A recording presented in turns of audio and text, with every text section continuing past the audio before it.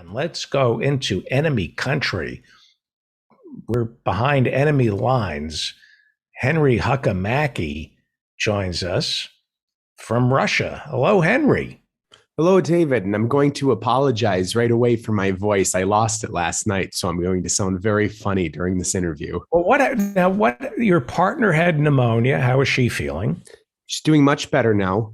We both had COVID. I was more or less asymptomatic. This is about almost 3 weeks ago now, I think. But yeah, she developed pneumonia and it was not very fun for either of us because I was having to give her antibiotic injections and everything like that. But at this point, she's fine. Right. And you have what right now? What is that? Right now, I'm fine. I just lost my voice last night. That's all. Okay.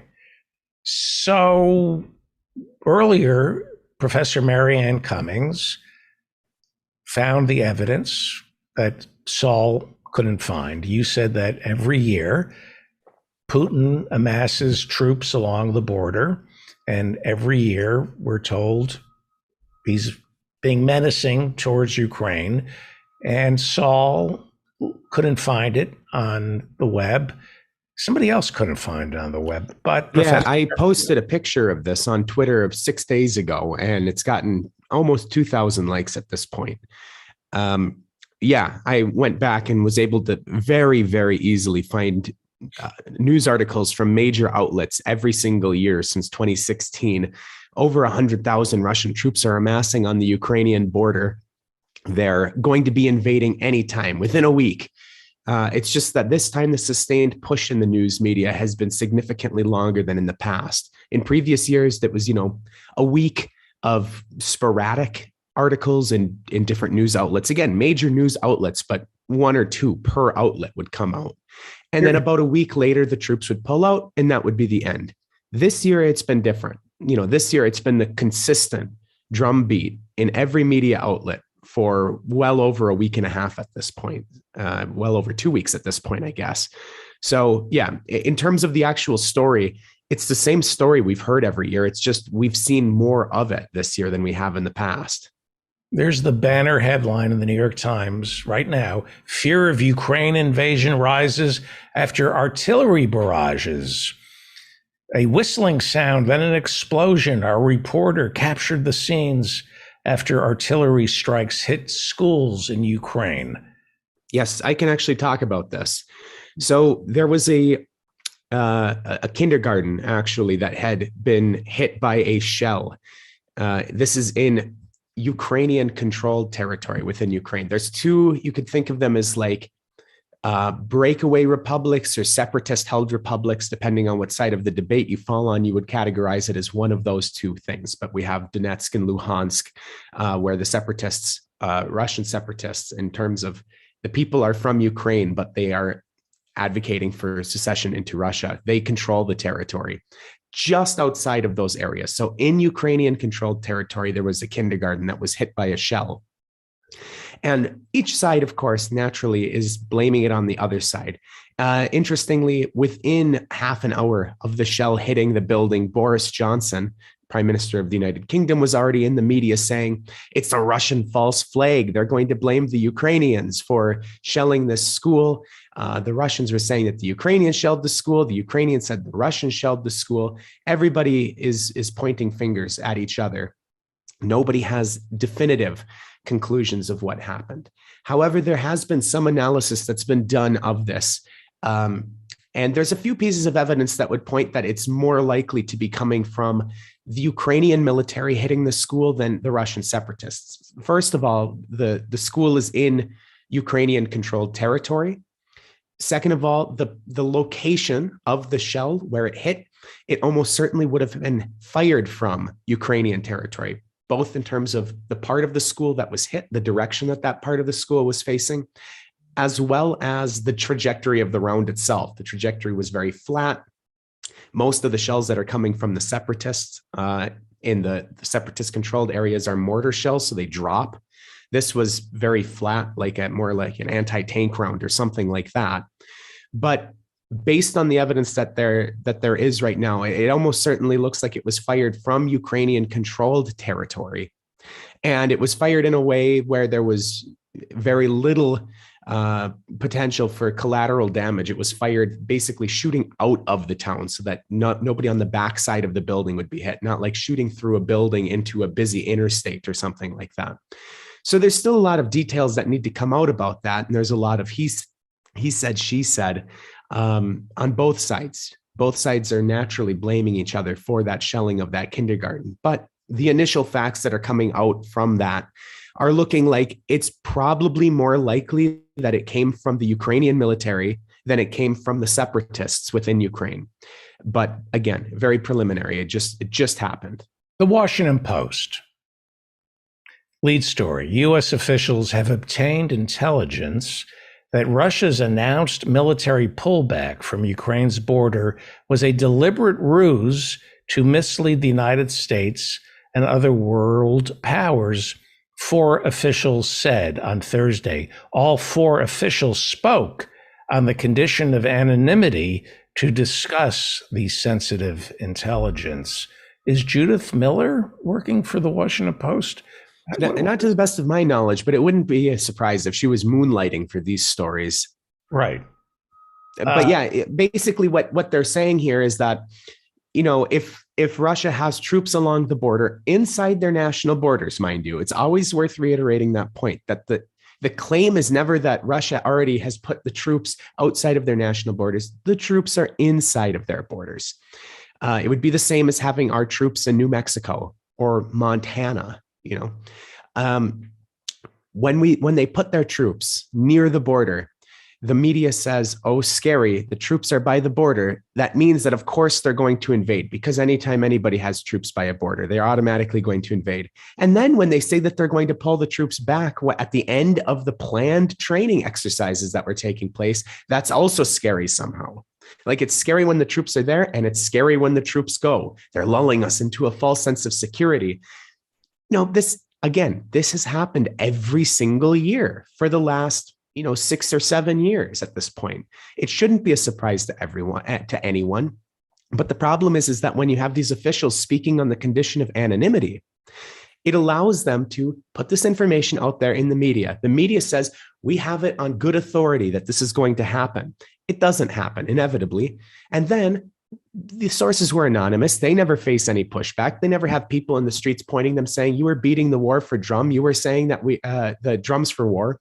You were saying that we needed to put more troops in NATO countries that border Russia. You were saying this, you were saying that. That never happens because those people were never identified. And the media gets off scot-free because they say, we had people working within the administration on good authority giving us this information. We are just reporting what we hear. That happens every single year. You're in Russia. What is the Russian media saying about this? Russian media is not saying anything in terms of, that there's tensions on the border or anything like that, other than there's basically been 2 kinds of stories about this. Story type number one, I should say, is that NATO countries are stoking tensions by saying, that there's going to be an invasion, and by pushing for increased lethal aid, which is a euphemism, of course, for weaponry to Ukraine, and a buildup of NATO troops in bordering NATO countries to Russia. That's story type number one. That the media is basically manufacturing this, and that it's making it more dangerous for Russia because you have troops that ostensibly are not allied with Russia amassing on their borders outside of those countries of origin in many cases. You get a story type. Go ahead. Oh, sorry. The second one is quick because we already talked about it. Story type number 2 is with this newest shelling of this kindergarten.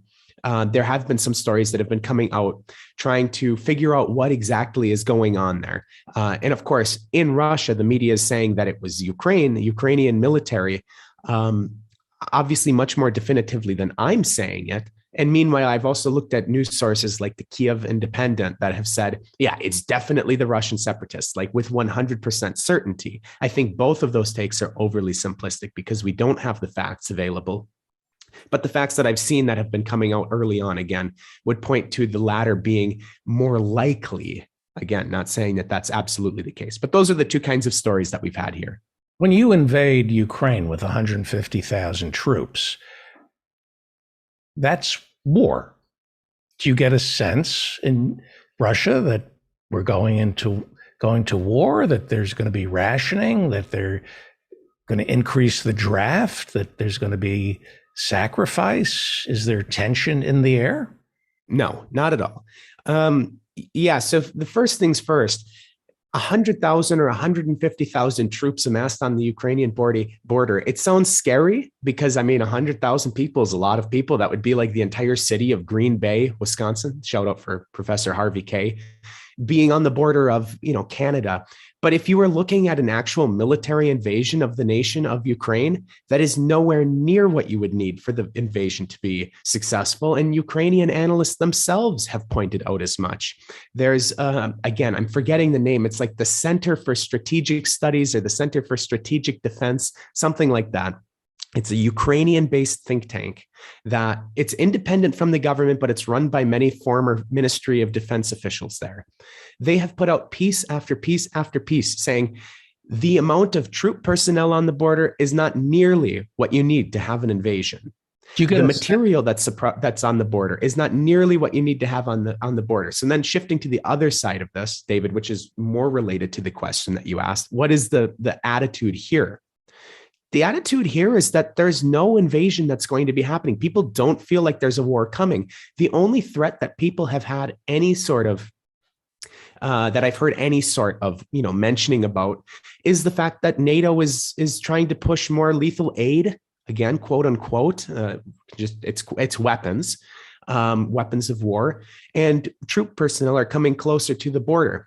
People don't think that those troops are going to invade Russia, but they're uneasy that they're so close in the event that, they do find some justification to, do something. That's the only unease. There's no feeling that those 100,000 troops that, again, are there every single year as part of a regularly scheduled training activity. There's no feeling that they're actually going to invade and that now all of a sudden we're going to be back in war. People are going about their everyday lives. I mean, nothing in the streets is different at all. You only hear the mention of the NATO troops once in a while, and that's it. Is there any chance Putin is thinking he will be welcomed in Ukraine as a liberator, that we're looking at the Anschluss, that the Ukrainian military will just roll over like Austria or Czechoslovakia or France, and there'll be no resistance? Is there any chance that that's what he's thinking, that there are enough Slavic, Russian-speaking people in Ukraine that they'll say to Russia, where have you been? Why has it been so long since you took over? Well, that's a good question, and one that's, of course, impossible to answer because I'm trying to project my thoughts into another person as to how he might be constructing his geopolitical thoughts of how things would play out. So, I mean, it's an impossible question, but let me think about this for just a second here. Of course, I'll just kind of do a brief pro and con list in terms of why you would think that it would be a good idea to invade Ukraine. There's really two reasons in terms of thinking why you would get support. One, Donetsk and Luhansk are already controlled by separatists that are in favor of integration within Russia. Those areas, for sure, you would find a lot of support for integration into Russia, and they're already held by people that have that as their belief. The rest of the country, not so much. Like Crimea, very strongly in support of being part of Russia. That's why there hasn't been really any complaints in Ukraine or in Crimea since the annexation in 2014. The conditions are much better for the people there now than they were pre-2014. Donetsk and Luhansk, again, you'd find a lot of support. Outside of those areas, probably not that much. The only other reason why you would think that you would see any sort of support for that is because Ukraine has about the lowest living standards anywhere in Europe. Their median income is incredibly low. Their infrastructure is falling apart. Their industry is not developed. If you look at the population of Ukraine since 1990, when the Soviet Union fell apart, it's dropped by like 30 or 40%, something like that. It's a huge drop. I might be a little bit off on that. But if you look at the population graph, there's this huge drop. If you look at the median income, they're not making any more money on a per capita basis than they were in I believe in the 1970s was the last time that they were lower than this. So the conditions in Ukraine are quite bad. But that would be really the only reason why you would think you would see a lot of support is, hey, things are terrible here. And then they have these two separatist republics within the country that you would have some support in for sure. On the con side, the rest of the country would still certainly resist against you. If you tried to go in, you'd face sanctions by everyone under the sun. I mean, the US likes to sanction everybody preemptively. It's like Minority Report. But right. You'd face sanctions from the EU, the US, Japan, everybody that's allied with these NATO countries. And you would also face likely NATO retaliation in those border areas as well. So if you were making just a pros and cons list, the cons list is far larger than the pro list, even from the Russian perspective, So a lot of people like to think of it from just the American perspective, which is understandable. People are in the United States and they think about it from their own perspective. But think about it from the Russian perspective for a little bit. Everybody always has to think about the other perspective. It's the same thing with like North Korea and nuclear weapons. Everybody thinks, so scary. North Korea has nuclear weapons. Okay, take 30 seconds and think about it from the North Korean side.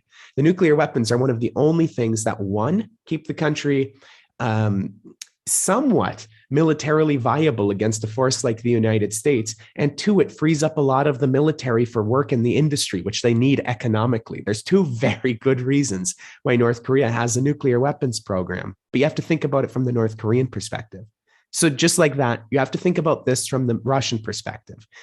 And an invasion, a full-scale invasion of Ukraine really makes not a whole lot of sense. The only thing that would make any sort of sense, if you were trying to argue for intervention, Russian intervention, would be trying to annex the republics of Donetsk and Luhansk, which are controlled by separatists aligned with Russian integration. But that's still probably not a very good idea.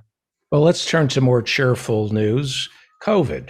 You are an immunobiologist, and in Russia right now, is everyone? Oh, it's bad.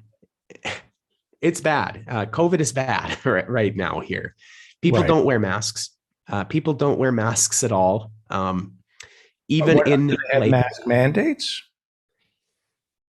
So in some places they have, like, the problem is the COVID response here, like in the United States, is very regionalized. So each region, each republic, each federal district more or less gets to make their own regulations. And so you'll have some republics that have very strict mandates, and you'll have some republics that have no mandates at all. The republic that I'm in, the Republic of Tatarstan, had very strict, much more strict requirements. I shouldn't say very strict. They had much more strict requirements than most of the country in about December time. You couldn't get in a bus. You couldn't get in a restaurant. There was some grocery stores you could not get into without presenting your vaccine QR code. So you had to get vaccinated here in Russia because Russia only recognizes the Russian-made vaccines. And then you would get a QR code that says, hey, I've been vaccinated and it's valid for 12 months. Did you have to get a Russian vaccine? Yes, I did. I got boosted with Sputnik Light, which is the first dose of Sputnik 5. And the side effects from that were very fun. I had a blinding headache the next day, but so you get the vaccine, you have a QR code, and for a while you had to get it scanned to go on anything, buses, trams, into stores, into malls, into anything. But those, the requirement, I don't think, ever died off, but the enforcement of it became absolutely negligible. I haven't had my QR code checked in a month and a half.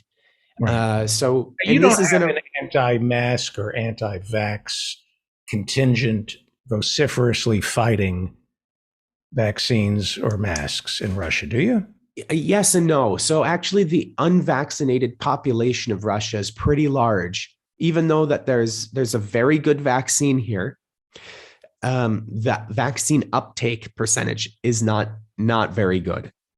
So that's, it's I want to say around 60%, but I could be a little bit wrong on that. It's America is doing worse than Russia. I mean, what we've been saying on today's show, what I've been reading is that per capita, America has shit the bed on COVID, that we have more deaths and more cases per capita than any other country in the world. Yes, if you look at it on a death or case basis, the United States is terrible. But if we're only talking about vaccine uptake, Russia is way below the United States. But The if uptake you, of getting vaccinated. yeah, in terms of the number of people who are getting vaccinated, it's quite Right. low. But when you asked, are there large contingents of people who are vociferously out protesting against the vaccines? There, of course, are, but there's many less. I feel like, and they're much less vocal. You don't see like there's an anti-mask, anti-vax protest here. There's an anti-vax protest there. There's a group of people who are putting together a petition. There's people who, there hasn't really been much of that. There's just a lot of skepticism, and the people haven't gotten their vaccines the way that they've needed to, despite the fact, again, Russia had the first fully approved vaccine. Do you have Alex Jones types and Joe Rogan types who are on YouTube challenging the government and saying, don't trust, this is a power grab, don't get vaccinated? So I know that there are people who are, these kind of conspiracy peddlers here. I don't know how many of them are blaming the government in terms of saying that this is a power grab by the government. I mean, let's be real. The government has more than enough power without having some, fancy vaccine to consolidate even more power here. I mean, it's a very strong government in terms of, their powers to basically do what they want. Let's just be frank about it. Is there fear of the government? Is there a unhealthy fear of the government? Do people speak out the way they do here in the United States? I mean, I think in some circles there certainly is. In some circles there certainly is distrust. But I think that by and large, when you look at how people feel, like there's people that disagree with individual policies, but there's not like a absolute distrust of the government writ large.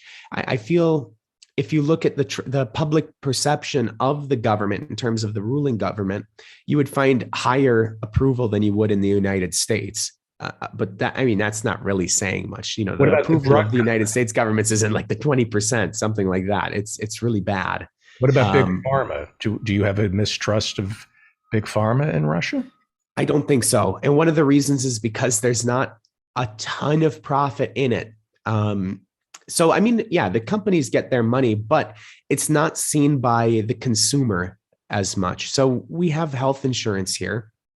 And the health insurance, it has to be subsidizing a very large proportion of the medicines that you would just get at the pharmacy. So, for example, when we had COVID, we had to go to several different pharmacies to pick up some different drugs. We got 3 different kinds of antibiotics for her pneumonia. We got a nebulizer. We got 2 inhaled drugs. We had some other drugs. We had drugs up the wazoo. And those are suppositories. Well, there was none of them, fortunately. Drugs up the wazoo are suppositories. Yeah, that was my problem that I had beforehand, but that's all taken care of now.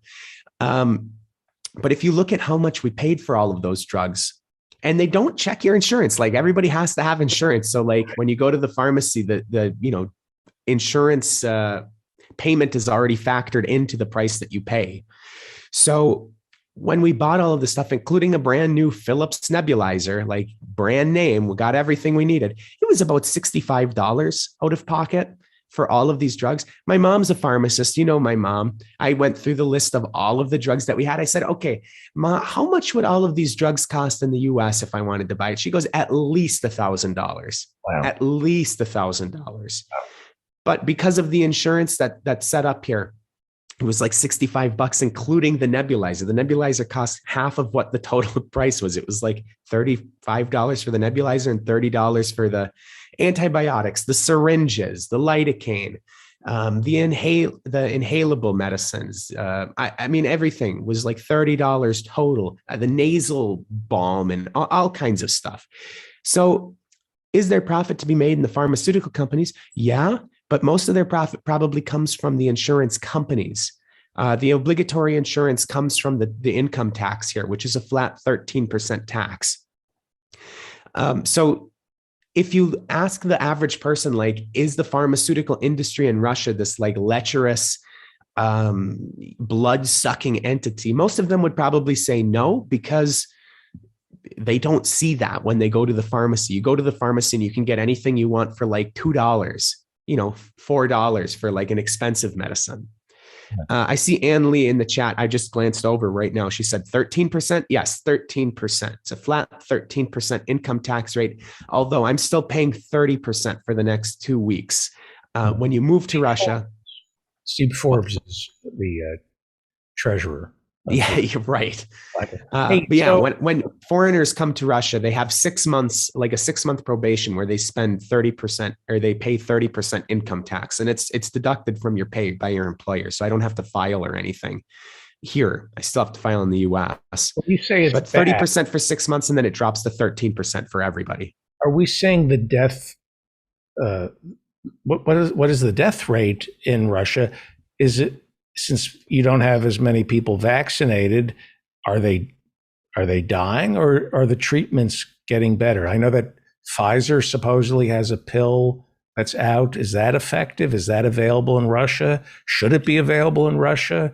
Are monoclonal antibodies effective against Omicron? So there's a few questions there. I guess I'll start with the last ones first because they're a little bit faster to answer. So are monoclonal antibodies effective? Not so much against Omicron. The previously developed monoclonal antibody cocktails that were put together by places like Regeneron, for example, more or less ineffective against Omicron. There's enough antibody escape potential with the mutations of Omicron that those don't work very well. Does the Pfizer drug work well? Yeah, Pfizer drug works pretty good, actually. The Pfizer drug is very promising, and it's been licensed by a bunch of different countries at this point, including China. Interestingly, should it be available everywhere? Yeah. What we've seen so far is that uptake of it has actually been quite low. And I think that a large proportion of that is because it hasn't been made available in the places that are having very high death rates at the moment. This is like the morning after pill. If you think you've been infected, you are supposed to get this Pfizer pill, correct? More or less. I mean, that would be a very overly simplified way of putting it, but yeah, we're fine with that explanation. But yeah, I mean, it works pretty well, and it should be made available just about everywhere. And obviously, we would hope that it would be made available at a rate that would be affordable by most people. Then going to the first question, which is the little bit hardest one to talk about, how is the death rate in Russia?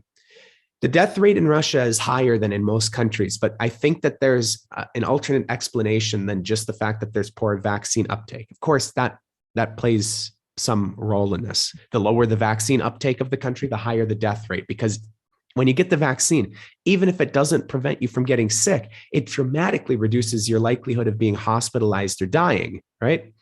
So that is one part of it. But also, the testing capacity of Russia is significantly lower. I shouldn't say the capacity. The testing regime of Russia is much worse. There are cases where you can get free tests at public polyclinics, but you generally have to make an appointment ahead of time, and you can wait up to a week to get your results. And the polyclinics are sometimes very inconvenient. So,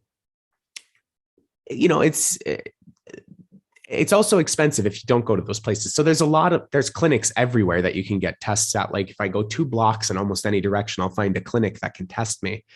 But at those places, you're generally paying for the test, and they're pretty expensive, especially considering Russian salaries, which are much lower than in the US. I mean, much, much lower than in the US. So a lot of people are unwilling to get tested. And what does that mean? It means that the people that are getting tested are generally going to be significantly more serious cases than the people who get tested in a country that makes free testing available to everybody all the time, right? And so if you're testing not that many people, the percentage of people who are dying may be significantly lower in that country. But if you're not catching as many of the total amount of cases, it's going to look like a higher percentage of people are dying. Right. So I think that also goes a long way to explaining why the death rate in Russia is pretty high. The testing regime here, not a big fan of how it's being run. But also vaccine uptake is a part. We're running out of time. We need to do this more often. I miss you. This is so valuable. Let me end with ivermectin. I've tried to find one study that suggests ivermectin will prevent and or treat COVID. How does something like this get perpetuated? Why would somebody perpetuate this idea, this bad idea that ivermectin can prevent or cure COVID? Why would you say that? Yeah, it's funny that you bring that up. So in terms of the studies about ivermectin, there actually are studies that suggest that ivermectin would be beneficial. It's just most of the studies that have said that have been run very poorly. Like there's a lot of problems methodologically with those studies. In a Petri dish, it kills. Yeah, and even some clinical trials, but they'll be like, we took this group of patients and gave them ivermectin and a glucocorticoid as the standard of care treatment. And the glucocorticoids we know work really well. And this other group, the control group, we're going to give hydroxychloroquine as their standard of care. That's obviously a terrible study because hydroxychloroquine does less than nothing against COVID. We actually see that it might increase the rate of death of people that are infected. And you're comparing that to people that are on a cocktail of the drug that you're investigating, plus a drug that actually works pretty well. So how can you tell what the effect is from in that case? Why would Joe Rogan or Jimmy Dore, Alex Jones, what do they have to gain by sowing doubt about the vaccine and pushing ivermectin? What's in it for them? Why would you do that? Yeah. So it's a really tough question because one part of it is obviously that it generates clicks. People like to think that they're smarter than the average person. People like to say, everything that the government says is a lie. Everything that the media prints is a lie. And, the government does say a lot of lies. The media does say a lot of lies. That doesn't mean that everything that they say is a lie. Even Trump said true things occasionally. Again, the old adage, broken clock is right twice a day. A blind squirrel finds a nut every now and again. You have all those adages. And in Trump's case, it was true. If you just dismiss everything that Trump said, you're going to miss one or two of the things that he actually said that were true. And that happened several times. We had examples like, I believe at one point he said something against arming the Saudis, which he backtracked on, by the way. Right. But as soon as he said that, the Democrats all came out of the woodwork saying, look at this guy. He's undermining U.S. allies. He's undermining U.S. allies. Okay, so we have to actually look. That's part of it.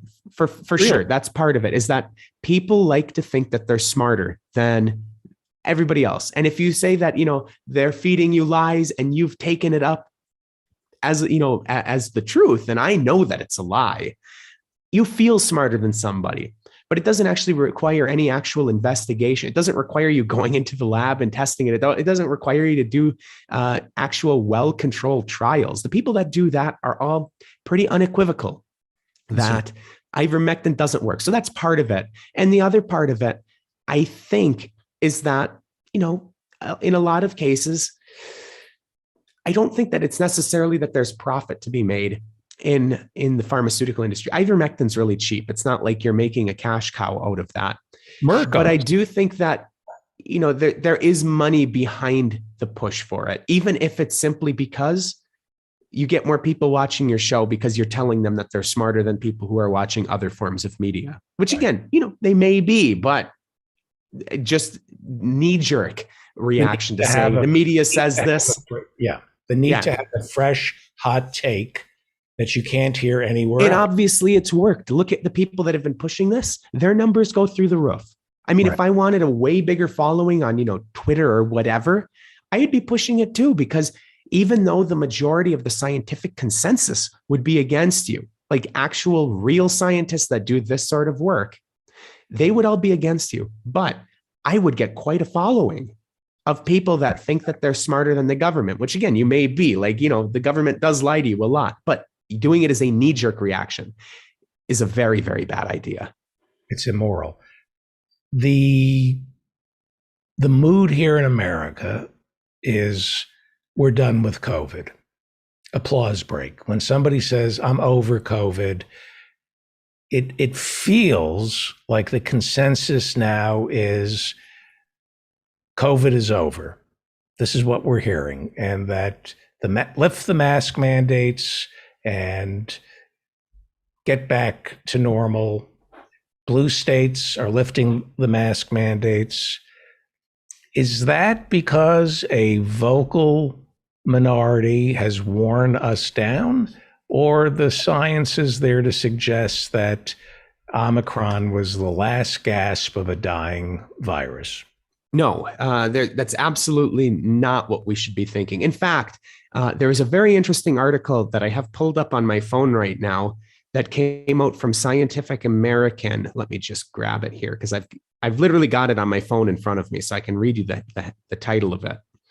Came out yesterday. Discovery of new HIV variant sends warning for COVID pandemic. There's some papers that have come out on a new variant of HIV that is present in the Netherlands that is significantly more likely to be transmissible. The virus levels in the blood are 4 to 5 times higher than people who had HIV previously. The point is that we've been with HIV since the 70s, right? And I mean, especially since the early 80s when the numbers really started to explode. We've been with HIV for a long time. We don't have a vaccine against it, but we've got a lot of really effective drugs against it. HIV was a death sentence. It is not a death sentence anymore.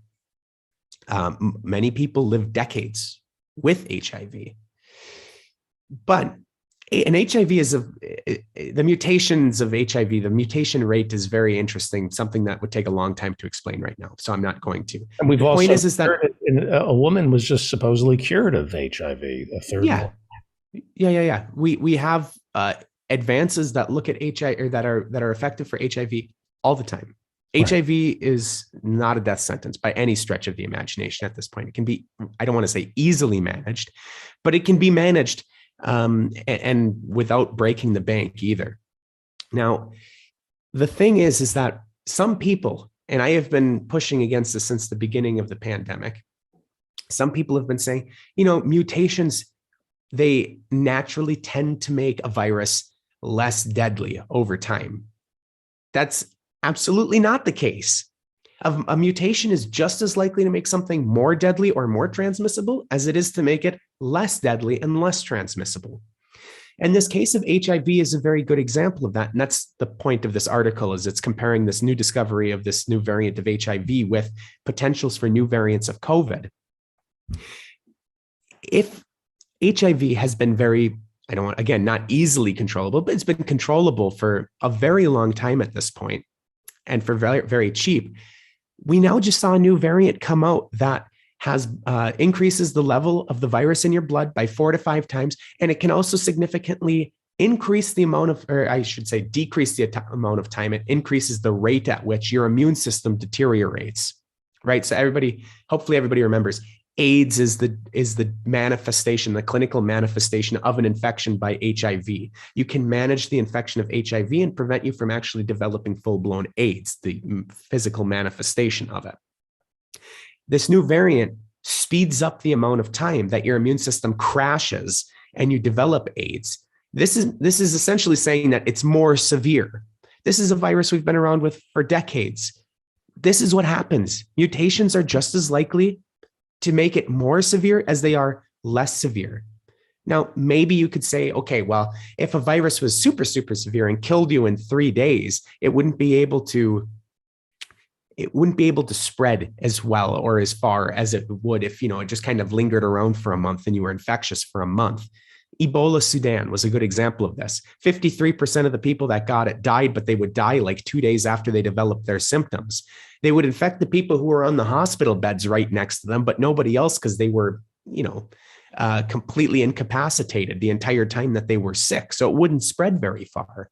If you developed a mutation like that, that mutation probably wouldn't be around in the population for very long because it kills you too fast. It incapacitates you too fast. You can't spread it to people. But if we're talking about COVID, where you're infectious for weeks and it doesn't kill you immediately, right? We're not talking about something with a 90% case fatality rate and you die a day after you come down with symptoms. It could be 30% more deadly, 50% more deadly, and just as transmissible or even more transmissible because you could be spreading it while you're asymptomatic. I mean, that's just as likely to happen. So for people to say Omicron is the end of the pandemic, the virus doesn't have very many places left to go, that's foolish. It is not rooted in science. It is not rooted in reality. So if I hear you, I think what I'm hearing you say is we should listen to Jimmy Dore and Joe Rogan, and that if you're vaccinated and you had COVID, you're good to go. I'm kidding. I'm kidding. I'm kidding. How can people say that? How can anybody say that if you got vaccinated and you had a breakthrough case, you have enough antibodies now that you don't have to worry about COVID? How can somebody say that? How can you get away with that? I mean, you're obviously very well protected if you've been vaccinated and had a case. There was a new study that just came out a few days ago that showed that, excuse me, it was the other way around. If you were infected and then got a booster after being infected, your protection was over 90%. I mean, you're obviously very well protected in the near term. Exactly. There was some other studies that came out that show that at the 6-month mark, protection against Omicron is dropping from 92% in the case of getting a booster of Pfizer or Moderna to being in the mid 60s in 6 months. And this is against hospitalization. Against hospitalization, it's dropping to the mid 60s. So, it obviously it's very beneficial for you to get your vaccines. It's very beneficial for you to get your boosters. Even if you've been infected, very beneficial.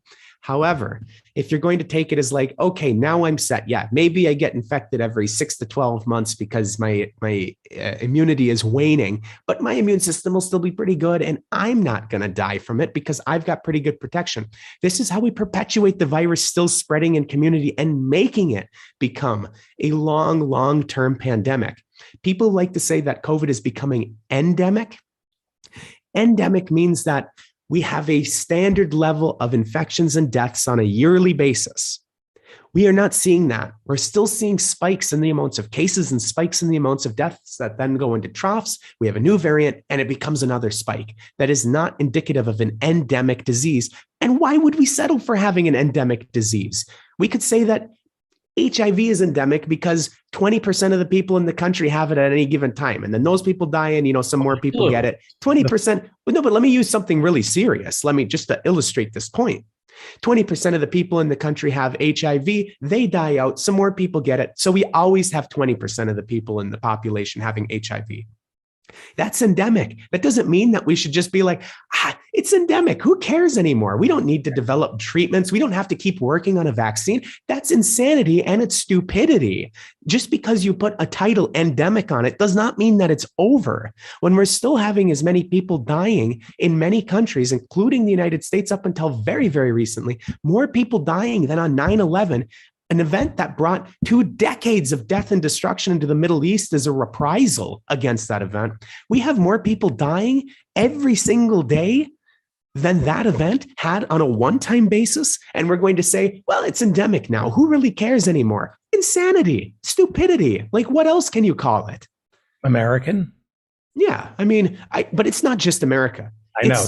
It's many countries in the global north. Like, many countries in Europe, including Denmark. Denmark was having its highest amount of cases and highest amounts of death at any point in the pandemic. What did they do? They said, hey, we have enough people vaccinated in the country that we're just going to get rid of all of our mandates because we vaccinated enough people. At this point, if the disease is around, it's going to be relatively mild. We can treat it like an endemic disease.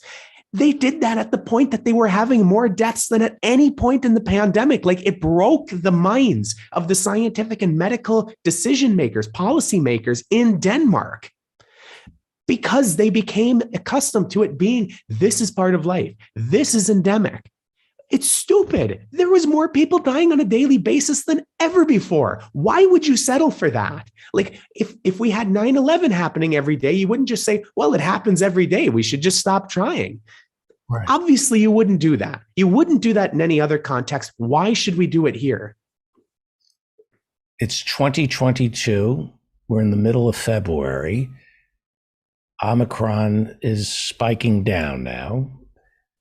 6 months from now, what do you think? There's a new variant What are the possibilities of a new variant and a new spike? Yeah, I would say quite high. I would say very high. We just had a new study come out that's looking at a subvariant of Omicron, BA2. I don't know if anybody's heard about it or not, but it's under the umbrella term of Omicron. Like, it has all of the mutations that were consistent with Omicron, and it branched off of Omicron. There's some additional mutations that have taken place here. And we're seeing that BA2 is likely more infectious than Omicron. And also, there's just some studies that came out, I believe, from Japan within the last couple of days that show that it's also probably as severe as previous variants of COVID, as severe as Delta. We had been hearing Omicron, it's way more infectious, but it's less deadly on a per person basis, right? Obviously, if you have 10 times more cases and it's 30% less deadly, you're still going to have more people dying every day because the number of cases is so high. But this is saying that this new study, I think out of Japan, found that it's as deadly as previous variants and potentially even more transmissible than Omicron. There needs to be more research done on the immune evasion potential of it. Like, is it evading the immune system just as well as Omicron did, regular Omicron? Is it good at evading immunity conferred by infection by Omicron? So like, if you were infected by regular Omicron, are you totally protected against BA2, or are you, somewhat susceptible because it evades that? There needs to be a lot more work done. But we already see, even as we're just coming out of the Omicron spike, we see another potential variant that could very plausibly be the next spike. Very plausibly. And this one could be more severe than the Omicron spike in terms of deaths, because again, according to this latest research, it could be more severe than Omicron. It could be as severe as previous variants. And what's to say we're not going to have more variants coming down the pipeline? Like I said, mutations happen all the time in viruses, especially in RNA viruses like SARS-CoV-2. These mutations come all the time, and they're just as likely to be more severe as they are to be less severe, because mutations are really just chance. The reason that they're taken up in the population is because the number of people who get infected by that variant, if it spreads quicker, it's more likely to become predominant.